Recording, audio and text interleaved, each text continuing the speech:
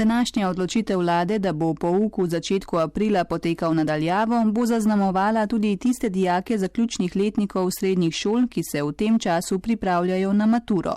Kljub temu, da so maturanti večji del letošnjega šolskega leta preživeli doma med šolanjem nadaljavo, večje zaskrbljenosti zaradi zrelostnega izpita med njimi ni. V šolah pa se trudijo čim bolj tekoče izpeljati zadnje mesece pred maturo. Lidija Cokan.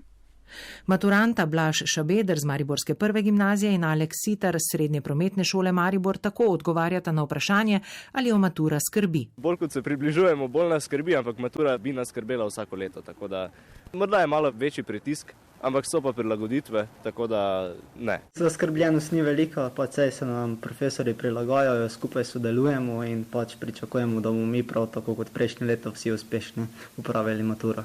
V šolah brez prilagoditev ne gre. Kot pravi ravnateljica mariborske tretje gimnazije Marija Lešer, se učitelji veliko pogovarjajo o tem, kako čim bolj tekoče izpeljati zadnje mesece priprav na maturo. Da nekako damo pod narekovaj prednost seveda tem maturitetnim predmetom in da ne obremenjujemo maturantov z vsem tistim, kar bi lahko počeli, če bi šolsko leto seveda bilo, kakor smo jih bili do zdaj vajeni.